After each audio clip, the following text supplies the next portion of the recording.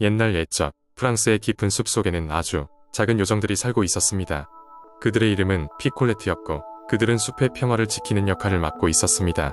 피콜레트는 인간의 눈에 잘 띄지 않을 만큼 작았지만 그들의 마음은 무한한 사랑과 용기로 가득 차 있었습니다. 이 숲에는 여러 생명체들이 함께 어울려 살고 있었습니다. 수백 년 된 나무들은 숲을 우거지게 만들었고 시냇물은 맑고 차가운 물소리를 내며 흐르고 있었습니다. 숲속의 새들은 하늘 높이 노래하며 다람쥐들은 나무를 타고 다니며 아침을 맞이하곤 했습니다. 어느 날 숲에 이상한 일이 생기기 시작했습니다. 하늘이 차츰 어두워져 갔으며 이상하게도 숲속의 공기가 무겁고 차가워지기 시작한 것입니다. 피콜레트들은 이러한 변화를 느끼고는 모여 문제의 근원을 찾기로 했습니다. 피콜레트들은 숲의 가장 지혜로운 나무인 오크와 상담하기로 했습니다. 오크는 깊은 가지와 뿌리를 가지고 있었으며 수세기 동안 숲의 역사를 지켜봐온 나무였습니다. 오크는 그들에게 이 상황이 외부 세력에 의해 만들어진 것이라며 검은 마법을 사용하는 사악한 마녀가 근처에 숨어들었다고 알려주었습니다. 피콜레트들은 마녀의 정체를 알아내기로 하고 숲속의 각종 동물들과 협력하기로 하였습니다. 새들은 하늘에서 왕복하면서 숲 밖의 움직임을 감시했으며 다람쥐와 토끼들은 땅에서 마녀가 남긴 흔적을 찾았습니다. 결국 그들은 숲의 가장 깊은 곳에 있는 버려진 폐허에서 마녀의 흔적을 발견하게 되었습니다. 마녀는 찾기 힘든 장소의 폐허 속 작은 동굴에 숨어 있었으며 검은 연기를 내뿜어 숲을 오염시키고 있었습니다. 피콜레트들은 작고 용감한 요정인 루미니아의 인도하에 다 함께 마녀를 물리치기로 결심했습니다. 그들은 마녀의 어두운 주문과 맞설 계획을 세웠습니다. 피콜레트는 자신의 마법을 결합하여 강력한 빛을 만들어냈고 그 빛을 마녀의 동굴 속으로 밀어넣었습니다. 빛은 마녀의 어둠과 대치하며 결국 마녀는 눈부신 빛에 의해 물러나고 말았습니다. 그 순간 마을에는 다시 평화와 안락함이 깃들게 되었습니다. 이 사건 이후로 숲속의 생명체들은 피콜레트, 요정을 신뢰하고 보살피며 살았습니다. 피콜레트는 숲에 살고 있는 친구들과 함께 평화를 유지하며 미래의 또 다른 모험을 위해 항상 준비하고 있었습니다. 숲의 작은 요정들은 그렇게 자신의 크기와는 상관없는 큰 용기를 보여주면서 숲을 사랑과 평화로 가득하게 만들어갔던 것입니다. 두 번째 이야기, 옛날 옛적 프랑스의 깊은 숲속에는 눈부시게 아름다운 작은 마을이 있었습니다. 이 마을은 울창한 나무들로 둘러싸여 있으며 그 중앙에는 맑고 푸른 호수가 자리 잡고 있었습니다. 마을 사람들은 주로 농사를 지으며 생계를 이어갔고 풍족하지는 않았지만 서로 도우며 행복하게 살고 있었습니다. 마을의 중심에는 오래된 전설이 전해 내려오고 있었습니다. 바로 숲속 깊은 곳, 마을에서 여러 날을 걸어가야 도착할 수 있는 곳의 전설 속의 요정들이 산다는 이야기였습니다. 그 요정들은 순수한 마음을 지닌 사람들에게만 모습을 드러내며 그들에게 특별한 축복을 내린다고 하였습니다. 이러한 이유로 마을 사람들은 숲을 신성시하며 절대 해를 가하지 않으려 노력했습니다. 어느 날 마을에 마르셀이라는 소년이 살고 있었습니다. 그는 호기심이 왕성하고 모험을 사랑하는 소년이었습니다. 마르셀은 전설 속의 요정들을 만나고 싶다는 생각에 날마다 숲을 탐험하곤 하였습니다. 그날도 평소처럼 숲 깊이 들어간 마르셀은 어느 순간 이상한 소리를 듣게 되었습니다. 그 소리는 마치 마을 주위에서는 들어본 적 없는 신비로운 음악 소리였습니다. 마르셀은 본능적으로 그 소리를 따라가기 시작했습니다. 몇 시간을 걸어 숲을 헤치고 나아가자 그는 마침내 눈부신 광경을 마주하게 되었습니다. 바로 나무들 사이로 비치는 황금빛 햇살과 더불어 작은 요정들이 춤을 추며 노래를 부르고 있는 모습이었습니다. 마르셀은 그 모습을 보고 경이로움의 말을 잇지 못하였습니다. 요정들은 마르셀에게 다가와 말했습니다. 우리는 여기 숲의 요정들이야. 너는 순수한 마음으로 이곳에 왔으니 우리의 친구가 되고 축복을 받을 자격이 있어. 마르셀은 요정들의 호의를 기쁘게 받아들이며 그들과 함께 하루를 보냈습니다. 그날의 황홀한 경험은 마르셀의 마음속 깊이 간직되었고 그 경험은 평생 동안 그를 이끌어가는 희망의 등불이 되었습니다. 마르셀이 마을로 돌아올 때 요정들은 그에게 작은 꽃 한 송이를 선물로 주었습니다. 그 꽃은 절대로 시들지 않는 마법의 꽃이었고 마르셀은 그 꽃을 통해 언제든지 용기를 얻을 수 있었습니다.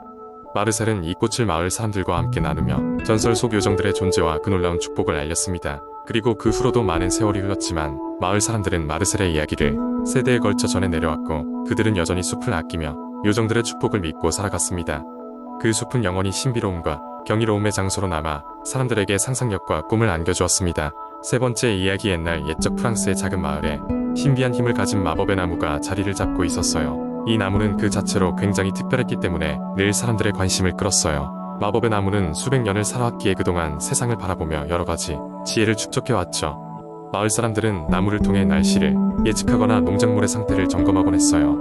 하지만 마법의 나무와 말을 나눌 수 있는 특별한 사람은 따로 있었으니 바로 작은 소녀 마르셀린이었답니다. 마르셀린은 마을에서 자주 놀림을 받는 외톨이라 사람들이 마법의 나무를 다가가려고 하면 오히려 피해버리곤 했어요. 마르셀린이 처음으로 마법의 나무와 이야기를 나누게 된 날은 소녀가 생일을 맞이하던 날이었어요. 친구 하나 없는 생일이었기에 마르셀린은 서글픈 마음으로 나무 아래에 앉아 울고 있었죠. 그때 바람이 나무를 스치며 속삭이듯 다정한 목소리로 그녀에게 말을 걸어왔어요. 너의 눈물은 이리도 슬프구나. 나무는 부드러운 목소리로 위로하며 말을 걸었어요. 처음엔 놀란 마르셀린이었지만 차츰 나무의 목소리에 익숙해지기 시작했어요. 그리고 자신도 모르게 속마음을 털어놓게 되었죠. 나무는 그녀의 이야기를 조용히 들어주며 때때로 지혜로운 조언을 해주곤 했어요. 나무와 마르셀린의 우정은 깊어지기 시작했습니다. 마르셀린은 자신의 비밀스러운 친구에 대해 마을 사람들에게 이야기했지만 그들은 그저 상상력에 불과하다고 쉽사리 무시하고는 했답니다. 하지만 마르셀린에게 있어서 나무는 그 이상의 존재였어요. 그녀는 나무와의 대화 속에서 느끼는 위안과 행복을 그 무엇보다 소중히 여겼죠. 어느 날 몰아치는 폭풍 때문에 마을 전체가 위험에 처했을 때 마르셀린은 나무에게 도움을 요청했어요. 그러자 나무는 자신의 강력한 마법을 발휘해 마을을 보호해 주었어요. 이 일을 계기로 마을 사람들은 마르셀린이 이야기했던 마법의 나무가 실제로 존재함을 깨닫게 되었답니다. 그리고 마르셀린은 마을에서 존중받는 새로운 역할을 맡게 되었어요. 마법의 나무와 친구인 그녀는 이제 마을 전체의 중재자 역할을 하게 되었고 사람들 사이의 갈등을 해결하곤 했죠. 마르셀린과 나무의 사이 좋은 우정은 그 후로도 계속되었고 그들이 함께하는 시간은 마을의 전설로 남게 되었습니다. 세월이 흘러가고 마르셀린이 커서도 나무는 언제나 그녀 곁을 지키고 있었으며 사람들은 여전히 그 신비로운 우정을 이야기하곤 했답니다. 그리고 그 마을에서는 사람과 자연의 조화로운 공존을 소중히 여기는 전통이 이어졌답니다. 마법의 나무와의 깊은 우정은 그렇게 마르셀린에게 그리고 마을 사람들에게 큰 교훈을 남기며 평화로운 마무리를 맺었어요. 네 번째 이야기. 옛날 옛적 프랑스의 한 작은 마을. 그곳에는 울창한 숲이 근처에 있었다. 이 숲은 마을 사람들 사이에서 신비로운 이야기가 전해져 내려오는 장소였다. 그들은 숲속 깊은 곳에 마법의 거울이 있다고 믿었다. 이 거울은 자신이 원하는 미래를 보여주며 보는 사람의 진정한 마음속 욕망을 비추는 힘이 있다는 것이었다. 마을의 젊은이 중 한 명인 피에르라는 소녀는 이 이야기를 늘 들으며 자랐다. 그는 마법의 거울을 찾아 모험을 떠나겠다고 결심하였다. 그래서 어느 날 아침 피에르는 그의 인생에서 가장 큰 모험을 시작했다. 그는 숲으로 들어가는 길에 할머니가 해주신 팔다 남은 빵과 물병을 챙겼다. 숲속을 걷던 피에르는 어느덧 몇 시간이 흘렀는데도 거울의 흔적조차 찾을 수 없었다. 그런데 숲이 점점 깊어질수록 주위는 더욱 어두워지기 시작했다. 피에르는 잠시 쉬기로 하고 커다란 나무 옆에 앉았다. 그때 숲의 고요를 깨뜨리며 누군가의 목소리가 들렸다. 너의 길을 찾고 있느냐? 피에르는 심장이 멎는 듯 놀랐지만 용기를 내어 그 목소리의 주인을 찾아 주변을 둘러보았다. 그곳에는 한 올빼미가 무심한 눈으로 그를 바라보고 있었다. 그 올빼미는 마치 사람처럼 말했다. 나는 이 숲의 수호자. 내가 찾고 있는 것을 찾도록 도와줄 수 있다마. 내가 진정으로 그 거울을 보고는 무엇을 얻고자 하는가? 피에르는 잠시 생각하더니 솔직히 말했다. 저는 제가 꿈꾸는 삶이 어떤지를 알고 싶습니다. 올빼미는 천천히 고개를 끄덕이며 말했다. 좋다. 내가 그러한 마음을 가지고 있으니 내가 널 도와주겠다. 이 길을 따라가면 너의 갈망을 비추는 거울을 발견할 것이다. 허나 조심해야 한다. 너의 속마음에는 늘 진실이 깃들어 있는 법이니 아무리 그것이 아프더라도 받아들여야 하느니라. 피에르는 올빼미의 안내를 받아 숲을 계속 걸어갔고 마침내 그는 작은 숲속 고솔길 끝에서 빛나는 호숫가를 발견하였다. 그 호숫가 중앙에는 화려한 거울이 서 있었다. 거울의 표면은 모든 것을 비추듯 맑고 투명했다. 피에르는 자신의 심장이 고동치는 소리를 듣고 거울 앞에 섰다. 거울 속에는 그저 그의 모습이 비춰질 줄 알았지만 그는 곧 상상하지 못한 광경을 보게 되었다. 그 안에서 그는 자신이 꿈꾸던 일들이 현실이 된 모습을 보았다. 그러나 그는 동시에 현재 스스로의 불만과 두려움도 함께 볼 수 있었다. 피에르는 자신의 꿈이 이루어진 모습을 보며 행복에 차올랐다. 그러나 거울은 계속해서 그의 마음속 두려움을 반복해서 비추었다. 그는 거울을 바라보며 깨닫게 되었다.